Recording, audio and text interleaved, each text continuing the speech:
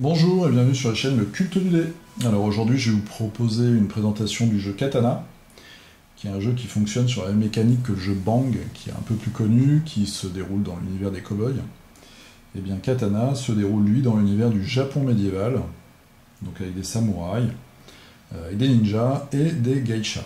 Voilà, donc c'est un jeu qui m'avait été recommandé par ALE Green 3, qui a une chaîne que vous pouvez trouver dans mes abonnements, pour chercher des petits jeux en fait pour les vacances, simple à apprendre, rapide, pour jouer avec des gens qui n'ont pas envie de se faire une partie des Contrées de l'horreur de 5 heures.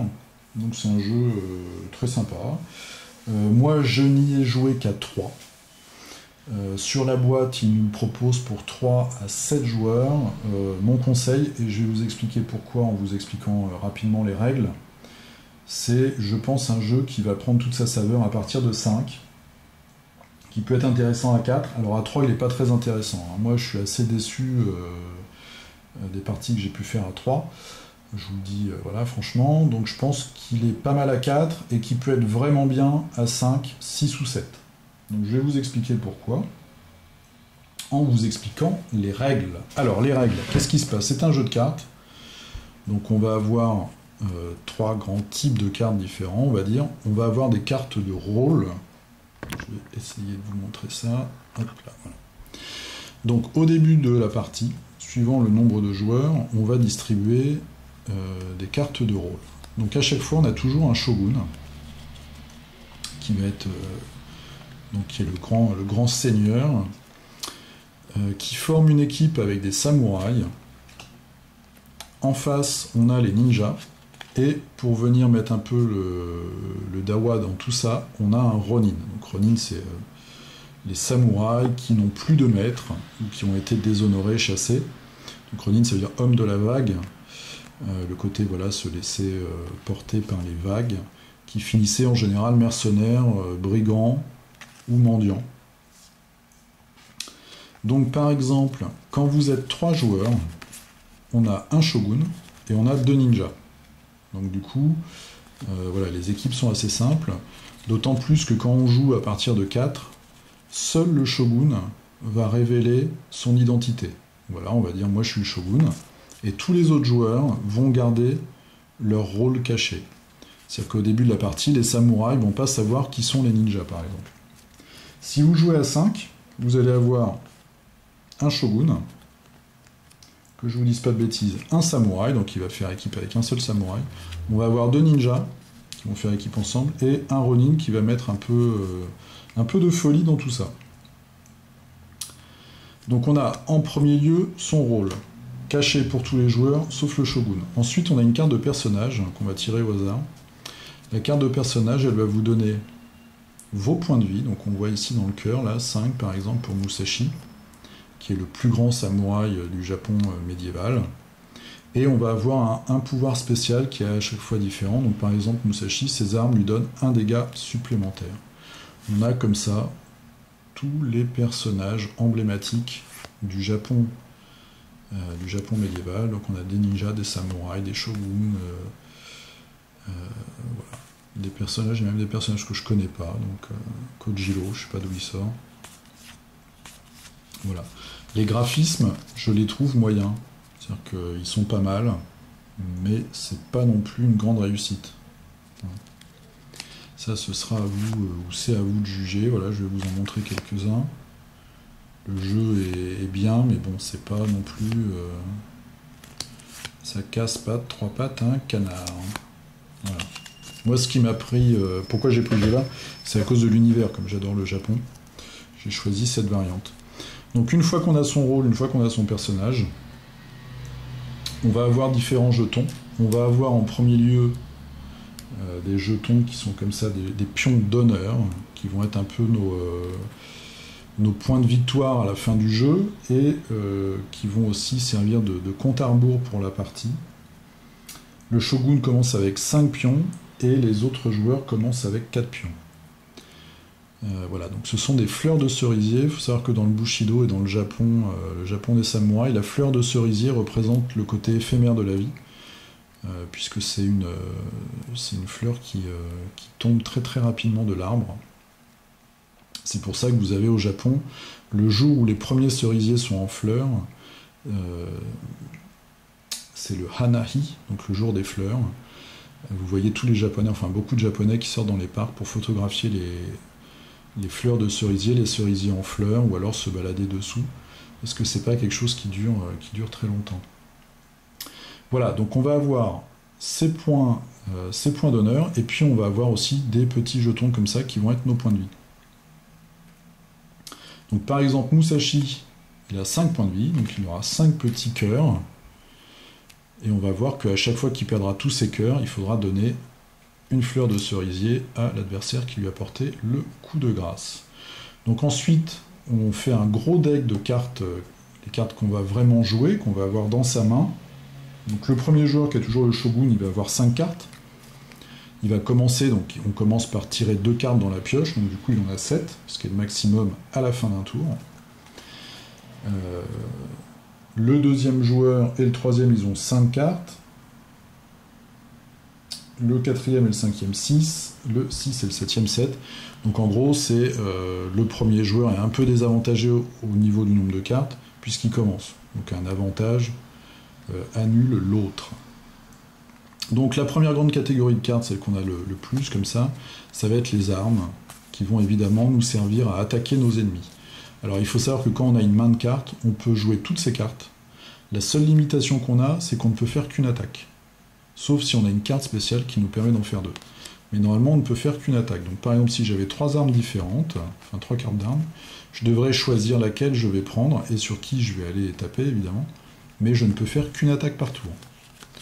On voit que sur ces cartes, donc on a toutes les armes japonaises, voilà, du bâton, l'arc, la faucille, les stés, le shuriken, les katanas, les massues, les haches, etc., etc. On voit que sur ces cartes, on a 2 informations. On a ici en rouge, donc ça va être le nombre de blessures qu'on va faire, le nombre de cœurs, de points de vie qu'on va enlever à son adversaire.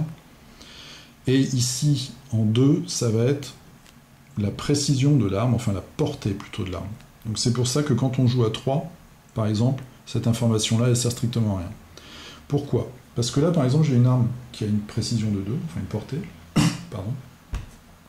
Ça veut dire que je peux frapper les joueurs qui sont juste à côté de moi, donc qui sont à une portée de 1, et je peux également frapper les joueurs qui vont être à côté de mes voisins, qui sont à une portée de 2. En fait, je vais compter la portée avec le nombre de joueurs qui sont entre moi et ma cible. Donc par exemple, j'ai mon voisin, j'estime que c'est un allié, je ne veux pas lui taper dessus, mais je veux taper à côté, sur le gars qui est à côté de lui. Donc il me faut une arme qui a au moins une portée de 2. Donc on voit les portées, elles vont de 1 à 5. On a quelques armes à 1, c'est voilà, la hache, et puis il y a le boken, voilà, le sabre en bois d'entraînement. Donc c'est pour ça aussi que quand on joue à 3 par exemple, ça sert strictement à rien. Quand on joue à 4, alors si on joue à 4, ça sert à rien. Si ça sert pour un joueur, il nous faut une portée de 2. Donc c'est pour ça que je vous dis que d'après moi, ce jeu-là, vraiment, il va utiliser toutes ces règles et tous ces raffinements stratégiques, on va dire, à partir de 5. Parce qu'à partir de 5, là, voilà, il va nous falloir des armes à 3. Donc du coup, ça peut vraiment faire qu'à un tour, on n'a que des armes à 1 ou 2 et on ne peut pas jouer. Enfin, on ne peut pas attaquer en tout cas. Mais quand on joue à 3, déjà on est shogun contre 2 ninjas. Comme le shogun dit qui il est, tout le monde sait qui joue avec qui.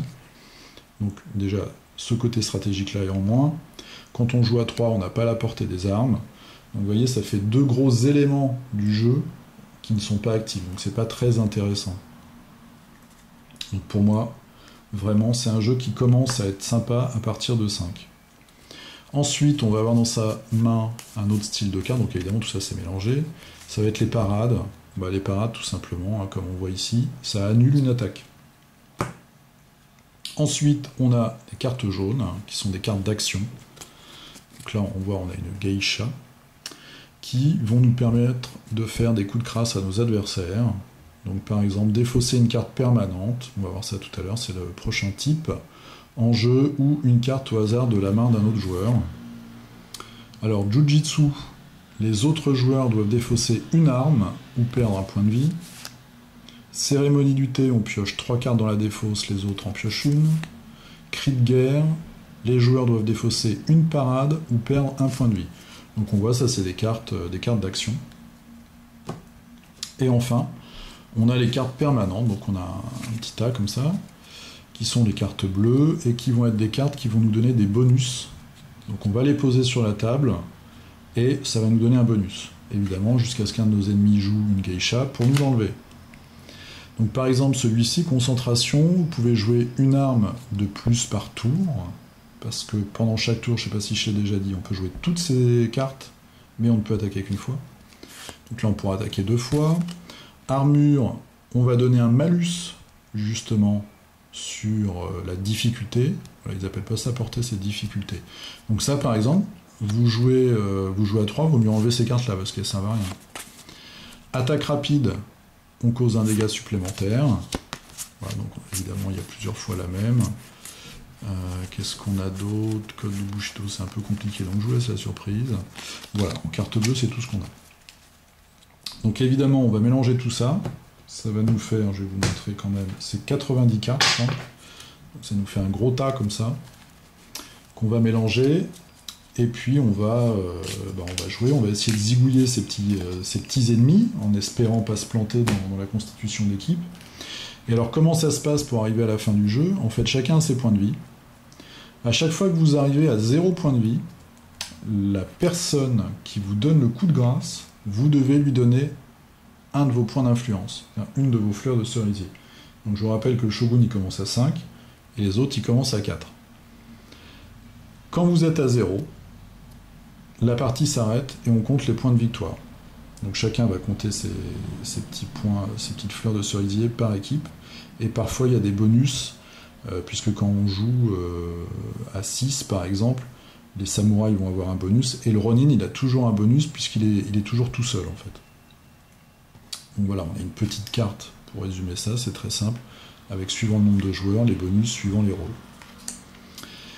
Quand on arrive à 0 en fait, quand on n'a plus de points de vie, on donne à la personne qui nous met le dernier coup une fleur de cerisier, donc un point d'influence, et par contre le tour d'après on gagne tous ses points de vie.